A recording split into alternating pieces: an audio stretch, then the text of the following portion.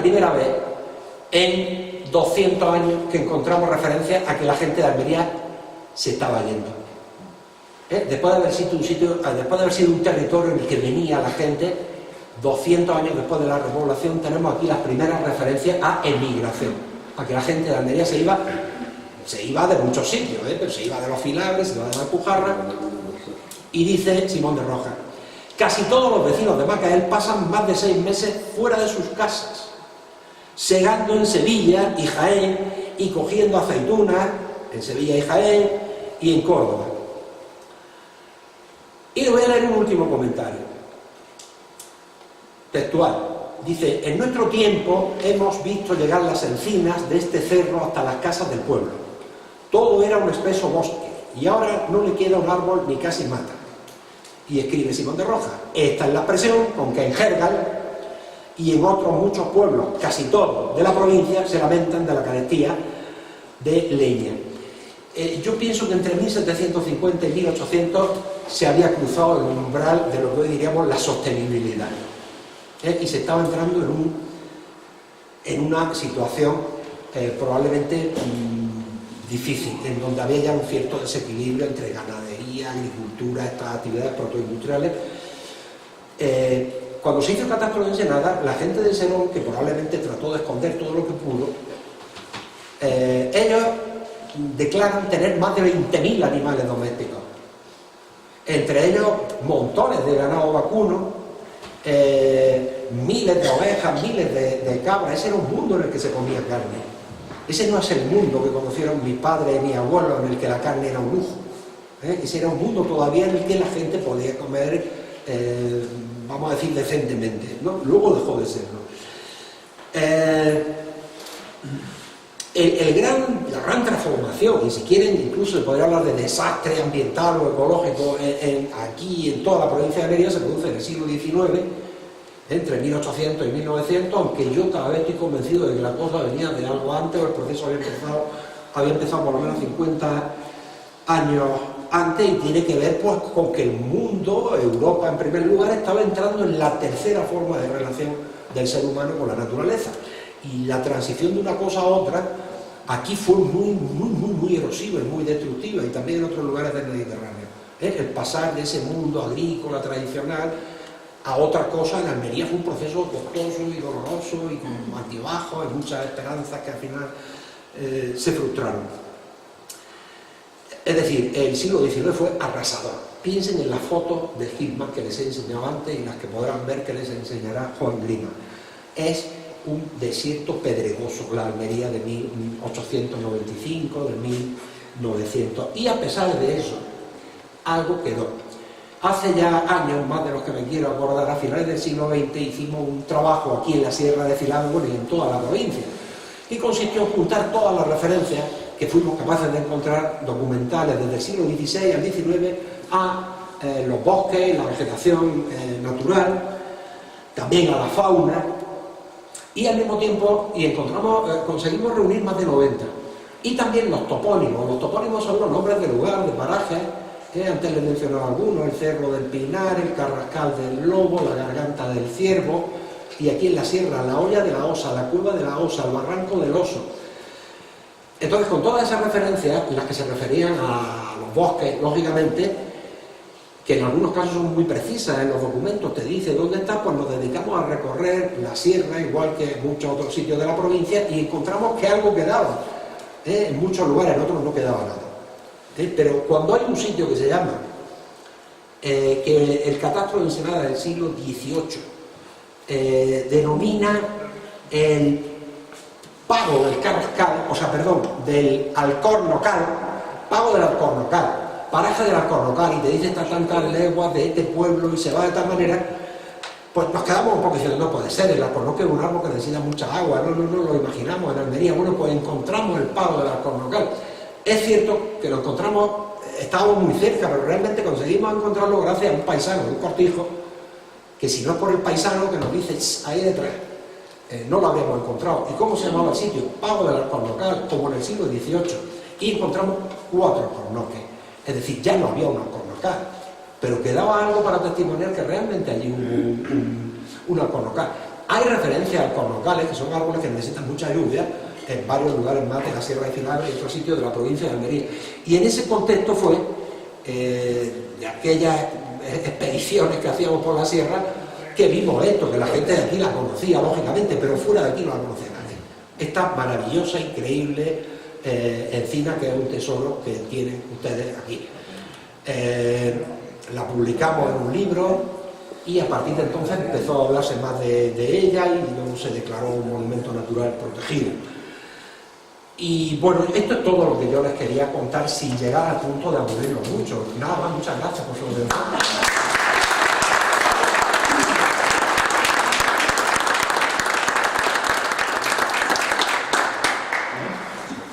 Perdón, ¿puedo hacer una pregunta? Yo decía antes que en 1800 la población mundial era de 1.000 millones.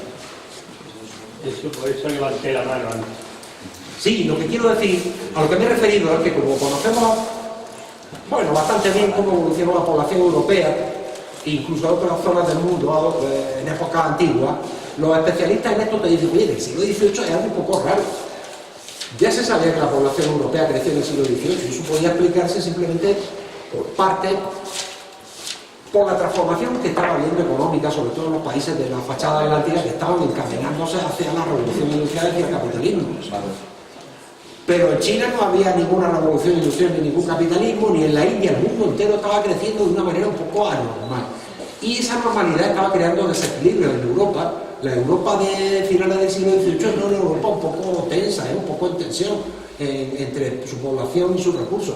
Lo que salva a Europa del desastre que habría pasado inevitablemente, como en épocas anteriores, es la revolución industrial, que nos permite pasar de usar como fuente de energía esta vegetación que tenemos a nuestro entorno, a pasar a los combustibles fósiles, pasar al carbón. Eso es lo que salvó a Europa de haber entrado probablemente en una terrible recesión hacia 1800 o por ahí.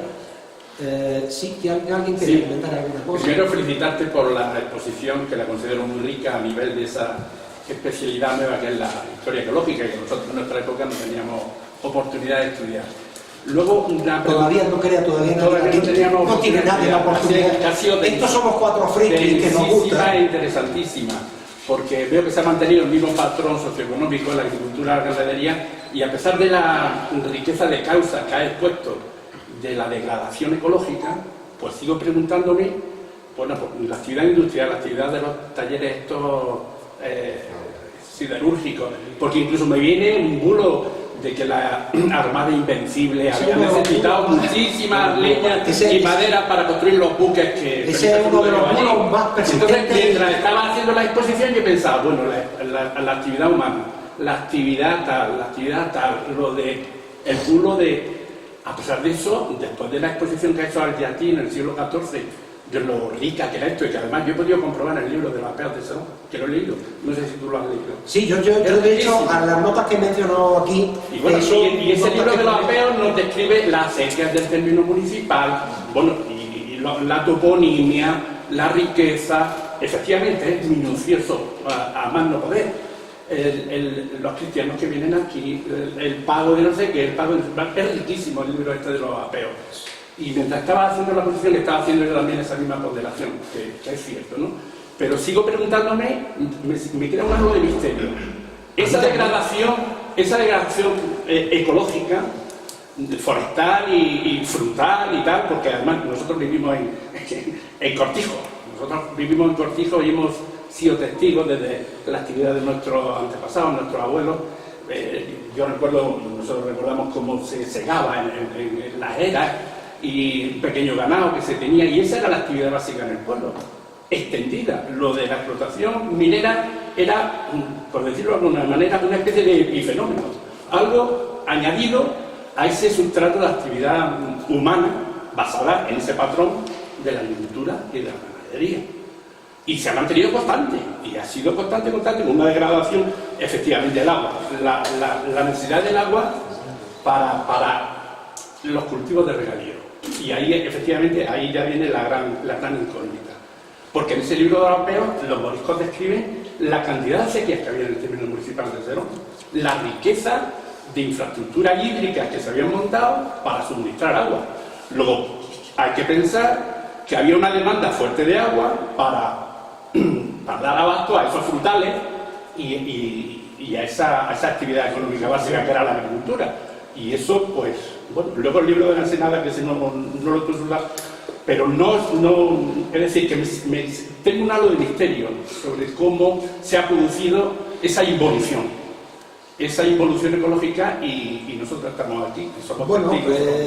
Ya le digo que es un trabajo que yo pienso que a partir de un cierto... Bueno, primero es que piense que ha podido haber otras épocas que conocemos mal donde ya se han producido esos fenómenos, en los que el ser humano avanza sobre el monte, luego hay un proceso de declive económico y el monte avanza sobre los humanos. Este acordeón ha podido pasar varias veces a lo largo de la historia. Ahora, lo que pasó aquí, vamos a ponerle entre 1760, 70 y 1900, eso no tiene precedente, porque eso es otro mundo distinto, eso no tiene nada que ver con las sociedades anteriores. Ahí ya había muchos factores funcionando. De todas maneras, en cualquier sociedad esta antigua, piensen también que el consumo de leña de la gente era inmenso. La gente usaba leña para calentarse en las casas, para hacer de comer. Si vamos sumando cosas y cosas y cosas, en fin, el hecho es que, bueno, las fuentes son claras. A partir de un cierto momento empiezan a tener fuentes alarmantes. ¿Qué está pasando aquí? ¿Qué pasa aquí? Y luego, ya les digo, si vemos estas fotografías, pues son terribles. Ni siquiera las personas más mayores de aquí no han conocido el mundo del año 1900, que es el mundo en el que los pueblos de la provincia de Almería alcanzan su máximo nivel de población. En 1900, entre 1900 y 1910 se llega al máximo. Desde entonces lo que han hecho ha sido perder población. Es decir, cuando a mí me dice mi madre, por ejemplo, en 1940 o 50 estaba el pueblo lleno de gente, yo sé que ya no estaba el pueblo tan lleno de gente como en 1910. En 1910 había muchísima más gente. ¿Y qué te dicen? Bueno, allí por lo menos el testimonio oral es el de la desesperación para encontrar 4 cardos para echarlos al horno, el problema de encontrar desesperante de encontrar leña, en fin. Ya le digo también que falta muchísimo estudio, porque decía usted antes que esto antes no se estudiaba, ni antes ni ahora.